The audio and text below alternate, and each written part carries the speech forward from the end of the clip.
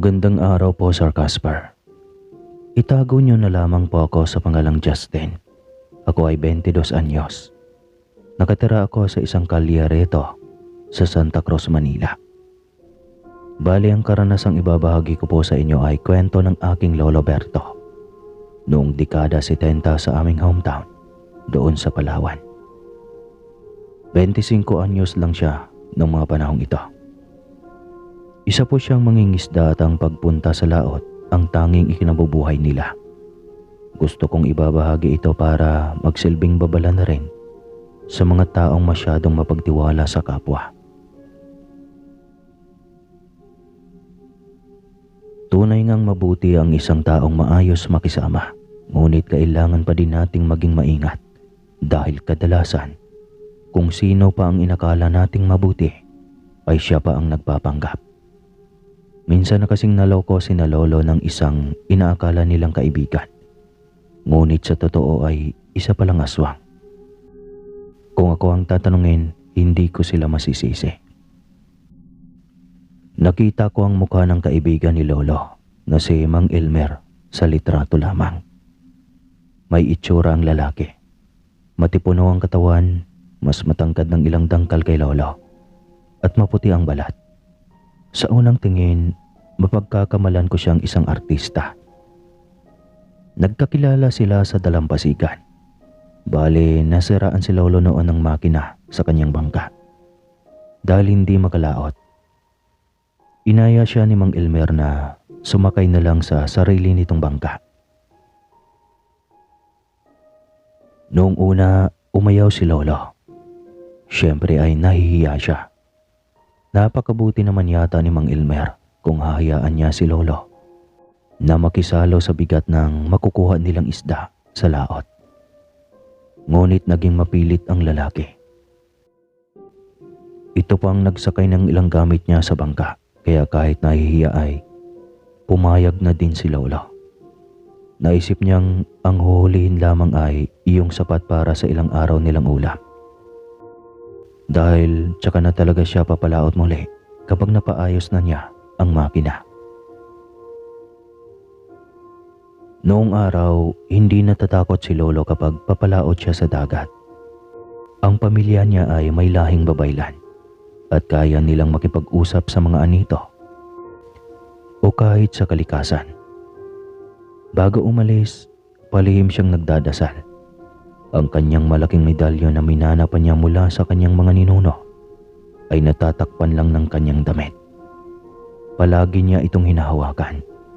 Kapag kasi nag-iinit ito sa kanyang dibdib ay may kapahamakan daw na naghihintay sa kanya.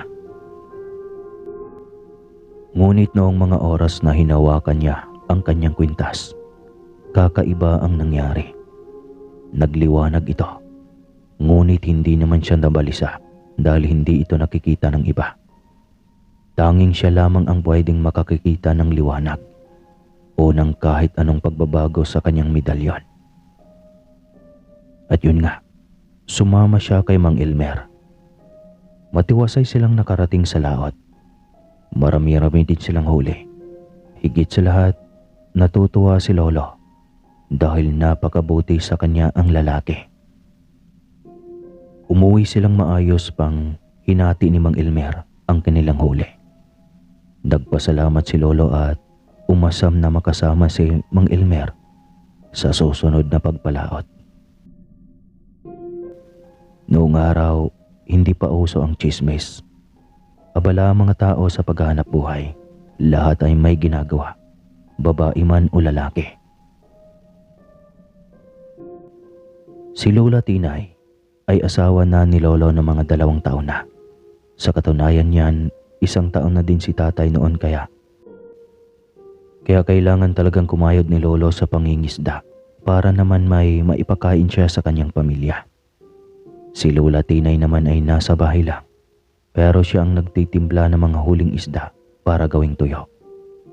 Ibinibilad niya ito sa araw hanggang sa tuluyan ng matuyo. Simula nga noon, palagi nang dumadalaw si Mang Elmer kay lolo. Nagkukwentuhan sila at nagtatawanan sa mga bagay na tanging sila lamang ang nakakaintindi. Ang mga mga kapitbahay naman nila ay walang masabing masama kay Mang Elmer. Mabuting araw talaga ito. Matulungin at napakaraming alam na diskarte para makahuli ng maraming isda. Kaya lang minsan, kahit gaano pa kaingat ang isang tao sa tinatago niyang sekreto, ay hindi sinasadyang nabubunyag din ito. Nagkataong 2 taong kaarawan na ni tatay nang maisipan nila lolo na imbitahan si Mang Elmer. Alam niya naman kung saan nakatira ang lalaki, kahit pa hindi siya nakakapunta sa lugar na iyon kahit minsan. Medyo distansya lang ang bahay ni Mang Elmer sa dalampasigan. Hindi kagaya nila lolo na tanaw ang dagat. Mas lamang ang yabong ng kakahuyan sa tahanan ng kanyang kaibigan dahil halos nasa gitna na ito ng kakahuyan. Habang naglalakad ay palingon-lingon si lolo sa paligid. Simple lang ang kanyang kasuotan. May sukbit siyang itak at may sombrero. Napagtanto niya, malayo pala sa kapitbahay si Mang Elmer. Naawa siya sa kaibigan. Mabuti itong tao pero walang kahit na sino ang nais mapalapit rito. Kaya naman naisip niyang kausapin si Mang Elmer mamaya pagdating niya sa bahay nito. Kailangan niyang kumbinsihin ang kanyang kaibigan na sa katabing lote na lamang manirahan kasama sila. Ngunit ang balak ng ito ay hindi natuloy dahil may natuklasan siyang isang bagay na sadyang tinatago ni Mang Elmer. Isa itong aswang. Ang ebidensya ay nakita niya habang kumakatok siya sa bahay ng lalaki. Ngunit wala namang nagbubukas ng pinto para sa kanya. Naisip niyang lumibot sa likurang bahagi at natagpuan ang nakakatakot na itsura ng loob ng bahay ng kanyang kaibigan. Bali maayos lang pala itong tignan sa harapan, pero kapag lilibot sa likod bahay, dito makikita ang lagim ng kanyang pagkatao. Walang dingding ang likurang bahagi ng tahanan ni Mang Elmer. Butas ang bubungan. Walang matinong tulugan. Sira ang mga kasangkapan. Ngunit may buta sa ilalim ng lupa kung saan tila sa lugar na iyon nananahan ang lalaking hinahanap niya. Tinatansya ni lolo kung wala ba siyang masasagasaan oras na pumasok siya sa loob. Nakikita niya kasi na may liwanag doon. Tsaka katamtaman din ang laki ng butas na pwedeng daanan. Nang mapagtanto niyang walang darating na kung sino, nagpasya siyang pumasok. Ngunit bago pa lang niya ito nagawa, ay may nararamdaman na siyang kung anong nilalang na palabas ng butas. Hindi niya alam kung anong klaseng hayop ba yung nilalang na tila barena kung bumutas ng lupa. Tsaka doon papasok dahil ganun daw ang ginawa ng kung sino man base sa pagkakalarawan ni lolo. Napalunok daw siya sa takot at dali-daling nagdago. Lumabas ang isang nilalang ngunit hindi ito hayop, isang tao. Sa katauhan ni Mang Elmer, napaatras si lolo. Hindi niya alam kung paano tatanggapin sa kanyang sarili na may natuklasan siyang isang nakakahindik na lihim. Noong mga panahong iyon, nagkalat ang sinasabi nilang tulisan ng mga alagang hayop.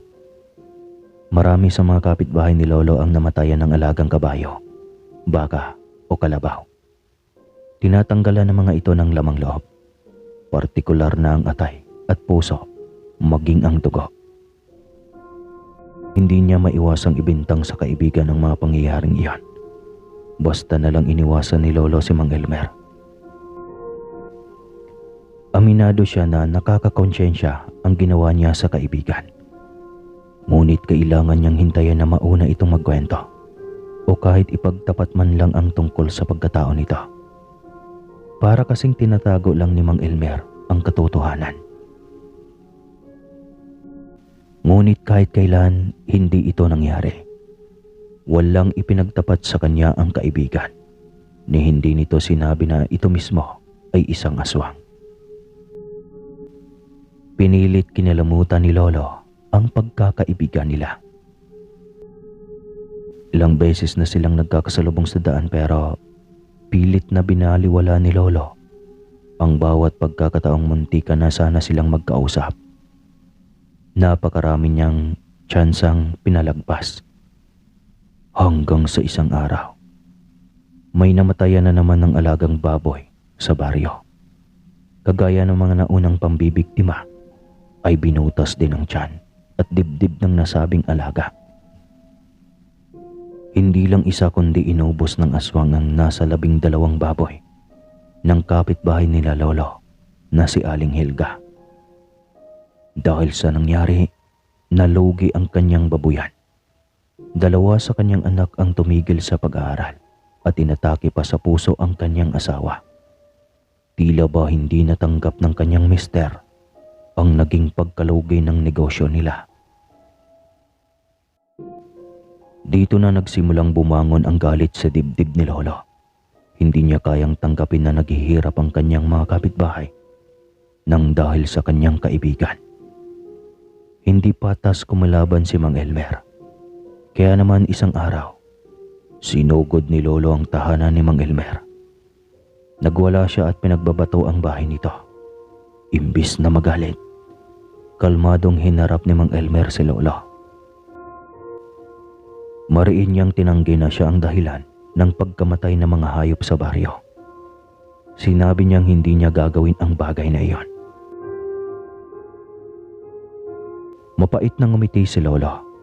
Malungkot niyang sinabi kay Mang Elmer na bakit kailangan pa nitong tumanggi. Gayong ginagawa na nga nito ang bagay na iyon. Ipinagtapat ni Lolo kay Mang Elmer na nakita niya ang lalaki na may mga galaw nang naaayon sa pagiging isang aswang.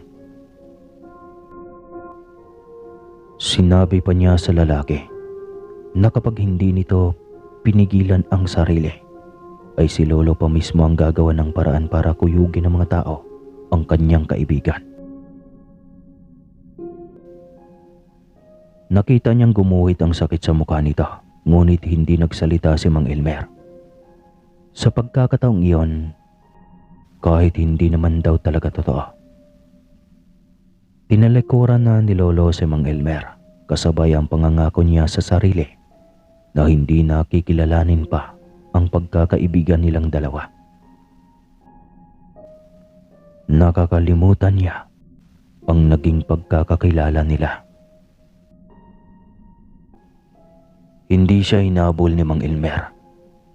Ngunit ng mga oras na iyon ay nakaramdam ang lalaki ng panganib. Si Lolo naman ay nagpatuloy sa paglalakad hanggang sa mapagawi na naman siya sa kakahuyan, palabas ng baluarte ni Mang Elmer. Papadilim na iyon at nararamdaman ni Lolo ang kakaibang ihip ng hangin. Hindi siya mapakali at palingon-lingon sa kanyang pinanggalingan. Wala man lang siyang nakikita ngunit nariyan ang kakaibang kutob na tila ba hindi niya kayang ipaliwanag. Napahinto siya sa kalagitnaan ng kanyang paglalakad, sabay lingon sa kanyang likuran. Ibig niyang atakehin sa puso nang mapansing may malaking asong nakasunod sa kanya. Lawit ang tila at hindi gumagalaw habang pinagmamasdan siya. Kahit nang paatras niyang nilayuan ang aso ay tila ba hindi niya pa din mapigilang kilabutan.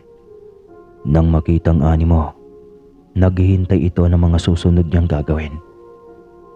Natuyuan ng laway si Lolo dahil sa naramdamang tensyon. Hindi niya alam kung bakit kakaiba ang kutob niya sa asong iyon. Natatakot siya at kinakabahan. Mapupula daw ang mga mata nito at tumutulo ang laway. Dahan-dahan na kinuha ni Lolo ang nakasukbit niyang itak sa bewang at inihanda sakali mang umatake ang aso. Malakas ang kanyang pakaramdam na ang nasabing nilalang ay isang aswang. Maya-maya lang, umungol daw ang aso at nagkikisay. Mas lalong humaba ang dila nito at naging dilat pang lalo ang mga mata. Dito na siya tuluyang kinilabutan. Tumikhim si Lolo at sininghala ng aswang. May sabi-sabi kasi na kapag naunahan mo sa pagsigaw ang aswang, ay hindi na niya masasakop ang taong nais niyang biktimahin sa kanyang kapangyarihan. Kaya umangil ang aswang at dahan-dahang nagbago na naman ng figura. Makailang ulit na kumurap ng kanyang mga mata si Lolo. Tila isang kasumpa-sumpang nilalang ang nakikita niya sa kanyang harapan. At dahil dito ay nilunod siya sa labis na takot.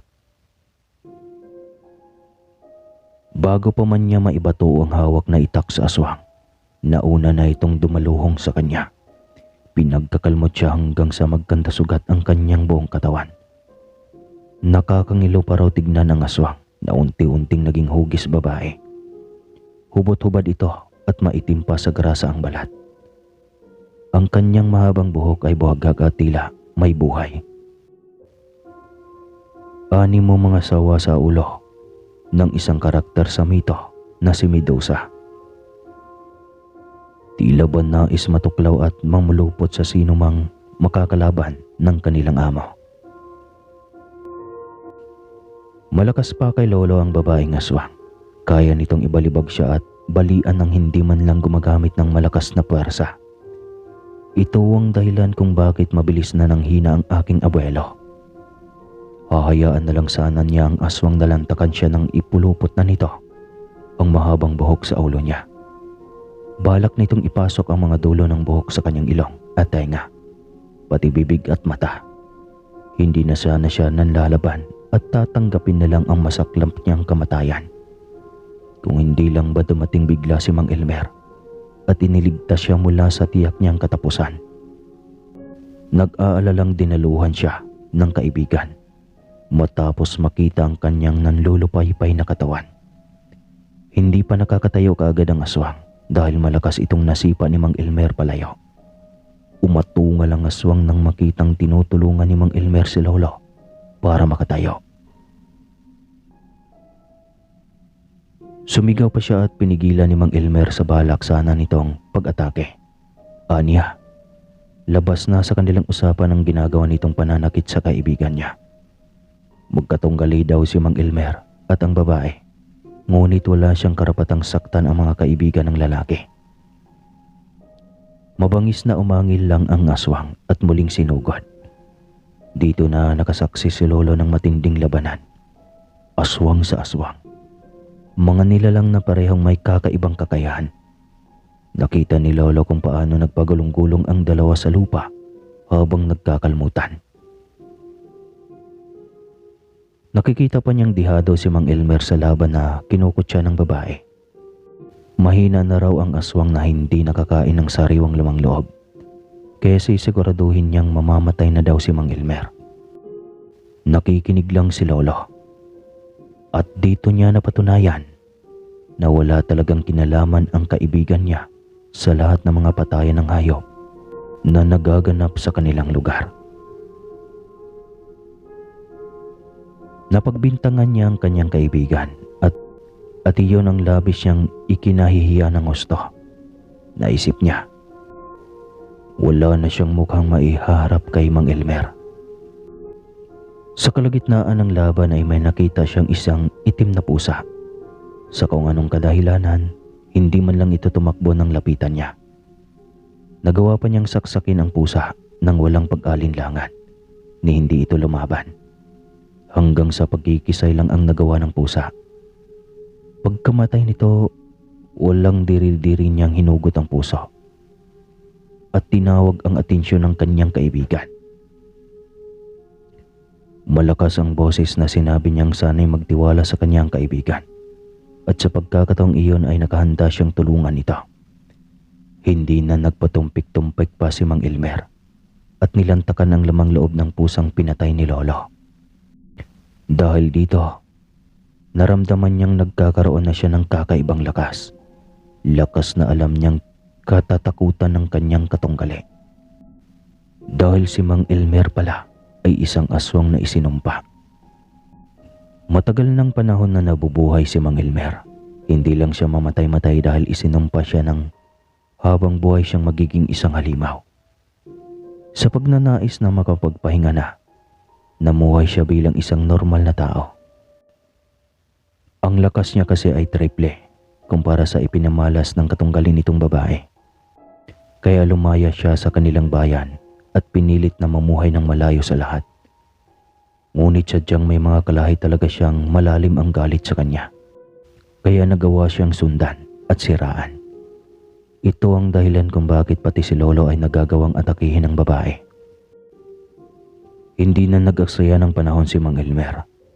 Ginamit na niya ang pinakamatindi niyang lakas at pinugutan ng ulo ang babae. Sumirit kaagad ang itim nitong tugo na nagpasinda kay Lolo. Ngunit hindi pa pala tapos si Mang Elmer. Masaya siyang nagpasalamat kay Lolo dahil sa pagkakaibigang inalay niya rito. Babaunin niya ang pinakamasayang alaala hanggang sa hukay. Nagtatakang napatingin si Lolo kay Mang Elmer. Ipinaliwanag nito na ang mga kagaya niyang aswang ay bawal pumatay ng kalahi. Kamatayan din ang magiging parusa nila kapag nilantakan ang kanilang kaure. Ngunit ngayon wala na ang kanyang katunggali. Nakakasiguro daw siya na magiging maayos na ang lahat para sa kanila. Wala nang mag-aasik ng lagim sa lugar ni na Lolo at magagawa na niyang mamahinga. Umiling si Lolo at sinabing hindi pa raw siya nakakabawi kay Mang Elmer. Ngunit imbis na makinig ay tinampik lang ni Mang Elmer ang kanyang balikat. Ipinaliwanag niya na pagod na din siyang makipagsapalaran. Ilang taon na din siyang nabubuhay at panahon na para mahanap niya sa kabilang buhay ang kanyang pamilya. Hindi na napigilan ni Lolo si Mang Elmer nang kainin nito ang itim na puso ng kanyang katunggali. Biglang tumirik ang kanyang mga mata at bumula ang bibig. Ilang saglit lang. Bumagsak ito hanggang sa huminto na sa pagtibok ang puso. Nalungkot man, inilibing ni na Lolo si Mang Elmer at dinasalan. Marami ang nagluksa dahil likas itong mabait sa kapwa. Para kay Lolo, si Mang Elmer na ang pinakamabait na aswang na kanyang naging kaibigan. Iniligtas nito ang kanyang buhay laban sa katunggalin nito.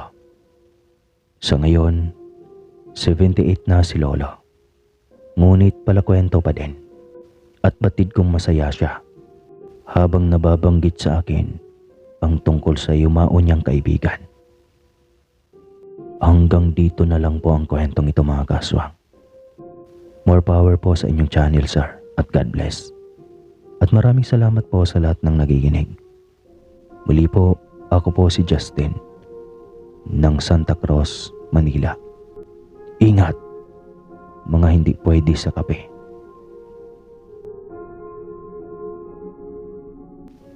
Magandang araw, Sir Casper. Tawagin niyo na lamang po ninyo ako sa pangalang Oliver. Ako ay 29 anyos. Isa po akong guro sa isang eskwelahan na ihingi ko na lang sana ng paumanhin na hindi ko napapangalanan pa. Gusto ko din po kasing kalimutan ang mga bagay na labis kong kinatatakutan dahil nakakatiyak akong habang buhay kong dadalhin ang konsyensya, lalo na't ni minsan ay hindi ko man lang nagawa ng hakbang ang aking kasamahan para matulungan. Bali dito sa school kung saan ako nagtatrabaho ay nakilala ko si Lisa. Mabait si Lisa. May mahabang buhok at matangkad. Mabilis ko siyang nakasundo sa trabaho. English subject ang itinuturo niya, samantalang ako naman ay science. Magkatabi lang din ang aming mga classroom. Noong ikaunang taon ko sa pagtatrabaho, sinimulan kaming ikantsaw ng aming mga kasamahan sa isa't isa. Para daw kasing kaming magjawa. Naks. Tinatawanan lang namin ang lahat ng ito. Pero wala silang ideya kung ano ba talaga ang dahilan kung bakit kami malapit sa isa't isa. Hindi nila alam na pareho kaming ginagambala ng aswang. Nagsimula lang iyon nang makasalubong ko sa hallway ang janitress na si Aling Perla. Ang ginang ay nasa 52 years old. Tahimik at hindi mahilig makihalubilo si Aling Perla sa mga kapwa janitress kagaya niya. Kontento na siyang naupo sa isang tabi habang pinagmamasdan ang kanyang mga kasamahan. Akala ko nga ay ayos lang iyon. Pero may mali pala sa kanyang mga pinagagawa. Nadiscover ko pa talaga mismo. Nang makasalubong ko si Aling Perla sa hallway noon, napansin kong may mga talsik ng dugo ang kanyang suot na damit. Nagkatinginan kami pero siya ang unang lumihis ng tingin sa akin. Nagtaka ko. Sa itsura niya kasi ay para siyang may ginagawang mali. Hindi ko naman siya matanong pa dahil nagmamadali siya. Nagulat na lang ako nang makapasok ako sa science lab kung saan siya galing. May mga patak ng dugo sa sahig na mula sa isang glass cylinder sa istante. Sa pagkakaalam ko, may bagong dalang organs ang universidad mula sa ospital na suki nila. Ito ang ilan sa aming pinag-aaralan para may maibahagi sa aming mga estudyante. Gayon na lang ang gulat ko nang mapansin si Lisa sa isang sulok. Nakasiksik at tila ba takot na takot. Nag-aalalang nilapitan ko si Lisa at tinanong kung ano ang nangyari. Sa pautal-utal na pagsasalita ay naikwento niya sa akin ang lahat ng kanyang nalalaman. Ayon dito, nauna siyang pumasok sa science lab para isauli ang beaker na ginamit niya kanina. Kasunod na pumasok si Aling Perla sa loob, kaya hindi na din siya gumawa ng ingay dahil akala niya nakita na siya ng ginang. Nagulat na lang siya nang sa kanyang paglingon ay naabutan niyang kinukuha ni Aling Perla ang sariwang lamang loob na nakababad sa lalagyan o tulang habas itong nilantakan. Tila sarap na sarap pa daw ito sa pagkain dahil rinig na rinig pa niya ang pagmuya nito. Ito ang dahilan kung bakit dahan-dahan siyang napaupo sa sahig at sumiksik sa sulok. Bukod daw kasi sa nilalantakan ng matanda ang nasabing lamang loob, nakita niya ang unti-unting pagbabago nito ng anyo. Ang maamong mukha ni Aling Perla ay napalitan ng panlilisik at pagkabagsik. Ang kanyang balat ay nagiging abuhing maputla na ginagapangan naman ng kulay pulang ugat. Literal itong naging halimaw at hindi na iyon mawawaglit pa sa isipan ni Lisa. Inalalayan ko si Lisa na makalabas. Mabuti na lang. Walang ibang tao sa lugar na iyon. Napasubo ako at nangako sa kanya na walang pagsasabihan ng kanyang nakita. Mula noon, palagi ko nang minamatyagan si Aling Perla. At napansin kong may mga bagay siyang ginagawa na hindi talaga normal para sa mga tao. Madalas siyang kumakain ng hilaw na karne. Literal na hilaw at hindi half-cooked. Minsan, nagbabaon siya ng mga lamang loob na hindi ko alam kung sa hayop pa ba o tao na. Nalalaman ko lang na iyon ang kanyang kinakain dahil nalalanghap ko ang masangsang na amoy mula sa kanyang baunan. Ilang beses kong nakalapitan si Aling Perla sa pagkain. Hindi rin ako nagpapahalata na siya ang sadya kong bantayan. Nang minsang mag-half-day ako sa trabaho, nakita ko siyang nagpaalam sa aming diyan at maaga ding umuwi. Labis akong nagtaka, kaya naman aligaga din ako sa pagsunod sa kanya. Umaasang may mahuhuli akong tagpo na makukorner ko ang pagkaaswang niya. Nakita ko nang sumakay siya sa isang jeep. Nagmamadali siya.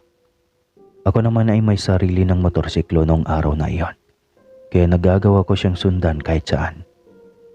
Nakita ko siyang bumaba sa isang lumang bahay sa may tabing dagat. Hindi niya alam na nakabuntot ako sa kanya, kaya inihanda ko ang aking sarili sa lahat ng aking makikita. Pumasok siya sa lumang bahay na napag-alaman kong isa palang punerarya.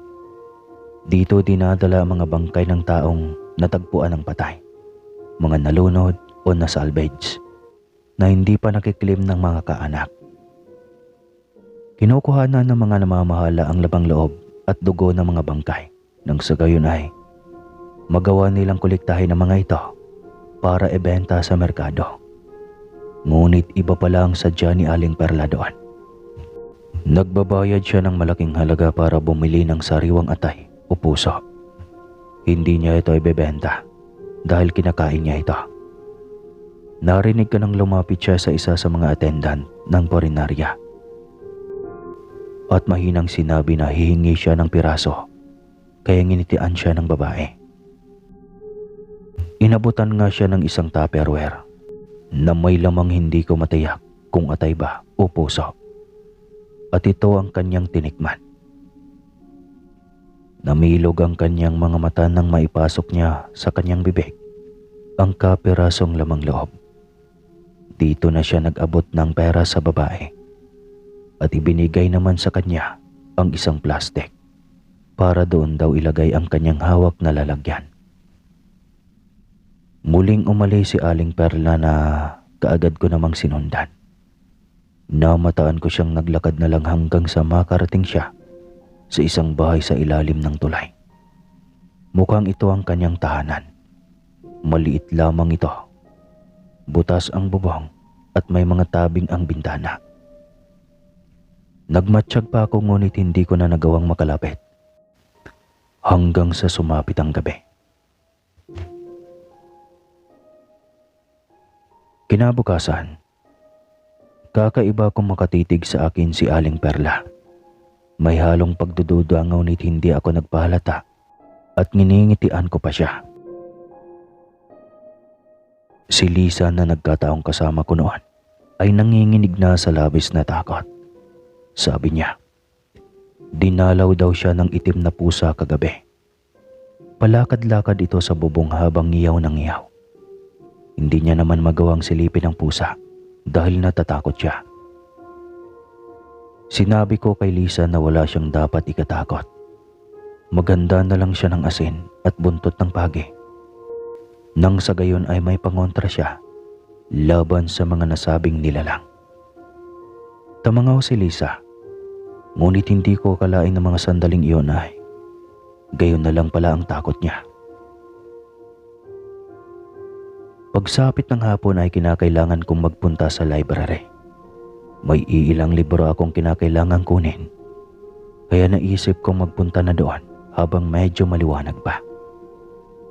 Mamayang 6:00 kasi ay magsisimula ng mag-uwian ang mga estudyante.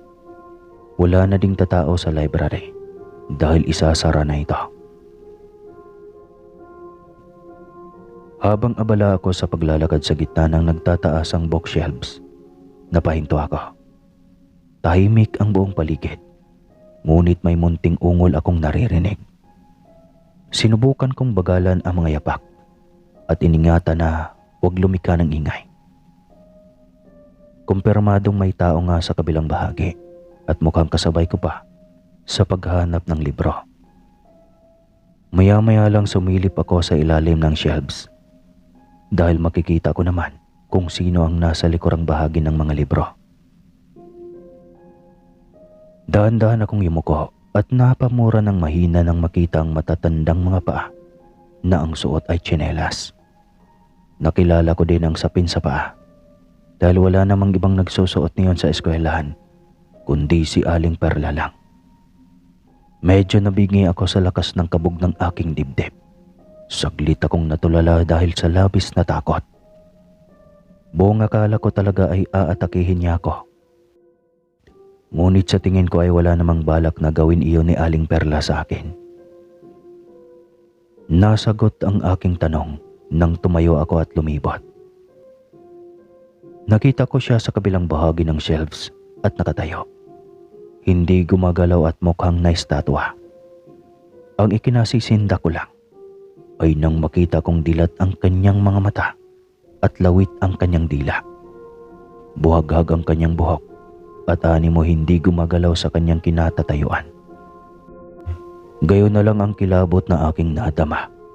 Akala ko, mamamatay na ako sa nerbiyos ngunit iba ang nangyari. Sinubukan kong iharang sa kanyang mukha ang aking mga kamay. Ngunit talagang hindi niya ako nakikita. Hindi niya ako nararamdaman. Dahil sa aking nakita, humahangos na hinanap ko ang libro na may kinalaman sa mga kagaya niyang aswang. Base sa mabilisan kong pagsisiyasat, siya ay isang berbalang. Ang mga berbalang ay malalakas na uri ng aswang. Kaya nilang kainin ang kanilang biktima sa kahit na papaanong paraan. Kaya nilang umatake at kainin ito ng buhay.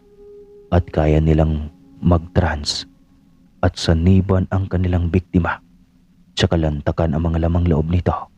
At higit sa lahat, kaya nilang kainin ang kanilang mga biktima kahit patay na at magbago ng anyo. O patayin ang kanilang mga biktima sa pamamagitan ng pagbibigay rito ng karamdaman. Napaatras ako. Hindi ko pala pwedeng lapitan si Aling Perla. Lahat ng bagay na nabasa ko sa hawak kong libro ay naglalarawan sa kanya. Kapag pinakialaman ko siya sa kung ano man ang ginagawa niya, kaya siya tulala ngayon, baka ako na ang susunod niyang magiging biktima. Kaya ginawa ko na ang pinakamatinding effort na huwag makalikha ng ingay hanggang sa makalabas ako ng library. Pagkarating ko sa labas ay kumaripas na ako ng takbo at binaliwala na ang librarian na ng mga oras na iyon ay abala pa sa pagbabahig ng kanyang files. Niwala siyang kaalam-alam na may aswang pala sa loob ng library na pinamamahalaan niya at naghahanap ng mabibiktima. Umuwi akong tolero at hindi makapaniwala sa aking nakita. Tila ba nais kong isipin na natulog ako kanina sa library at ang nakita kong si Aling Perla ay bahagi na lang ng aking panaginip. Ngunit hindi eh. Ilang beses niyang ginambala ang aking pananahimik. Hanggang sa isang araw. Gayon na lang ang aking pagtataka nang hindi na pumasok si Aling Perla sa kanyang trabaho. Naalala ko iyong huling pagkakahuli ko sa kanya sa library. Iyong tulala siya at hindi gumagalaw. Tila ba nasa isang trance na nga siya at nagagawa niyang makalabas ang kanyang kaluluwa sa kanyang katawan. Kung sino man ang nagsulat ng librong nabasa ko, napakagaling niya. Totoong nangyayari sa aswang ang nakatala sa libro niya. Imbis na magklase ako nung araw na iyon ay hindi ko nagawa. Nag-aalangan ako lalo na at wala din si Lisa. Kaya naman nakapagdesisyon ako na magpunta na lang sa bahay ng dalaga. Pagdating ko sa kanila, hinarap ako ng mama ni Lisa. Sabi niya, ilang beses na daw tulala ang kanyang anak. Minsan naman nagigising ito ng hating gabi at sinasabing may nakatayo daw sa kwarto niya habang pilit siyang inaabot sa kama. Ang mas ikinabaghan ko lang, palagi daw bumubulong sa kanya yung matanda. Sinasabing nagugutom na raw ito at gustong tumikim ng maliit na perasong laman niya. Kinilabutan ako. Ganoon din ang sinabi ni Aling Perla sa babaeng atendan sa isang purinarya. Kaya nakakatiyak ako na ang mga bagay na nangyayari ngayon ay bunga ng pagiging aswang ng matanda. Nakiusap ako sa mama ni Lisa kung pwede ko bang makausap ang babae. Mabuti na lang at pumayag siya. Itinuro niya sa akin kung nasaan ang kwarto ni Lisa at dumiretso na ako doon. Kumatok ako at tinawag ang kanyang pangalan na matanlay naman niyang sinagot. Nagmadali akong pumasok. Naabutan ko si Lisa na nakayupyup sa kama at nanginginig. Anya, hindi raw niya maintindihan ang kanyang sarili. Masama ang kanyang pagkaramdam at hindi niya may kilos ng maayos ang kanyang katawan. Tila daw may kung anong pumapasok sa kanya dahil may kumikirot sa loob niya. Nabaghan ako. Baka kumikilos na nga si Aling Perla at nilalantakan na ang mga lamang loob ni Lisa nang walang nakakaalam. Kahit sino ang makakakita sa kanya ay aakalain lang talagang may sakit siya. Tumayo ako at sinabi sa kanya na kailangang puntahan ko ang bahay ni Aling Perla. Tumango siya at sinabing kahit na anong mangyari ay huwag daw kaming papatalo kay Aling Perla. Kung sakali man daw na maunahan kami ng aswang at mapatay siya, sana daw huwag akong papayag na magtagumpay ang matanda sa gagawin nitong pambibiktima sa amin. Hindi raw kami pwedeng mabigo. Kailangang maipaalam namin sa lahat na si Aling Perla ay isang aswang. Tumango naman ako at malungkot na umalis sa kanyang silid. Hindi ko maiwasang mag-alala sa kanyang sitwasyon. Kahit papaano, naging kaibigan ko na din si Lisa. Umuwi ako sa bahay at hinanap ang may katalimang tansong punyal na natagpuan ko doon. Hindi ko akalaing magagamit ko ito para pumatay ng aswang.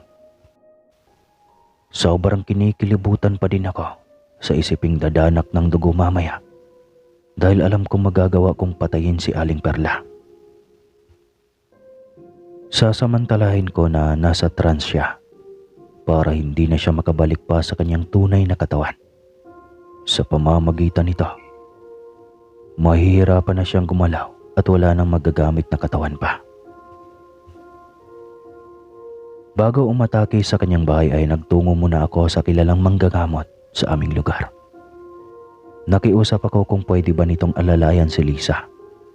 Mabuti na lang, pumayag si Mang Romeo at binasbasan pa niya ang gagamitin kong punyal.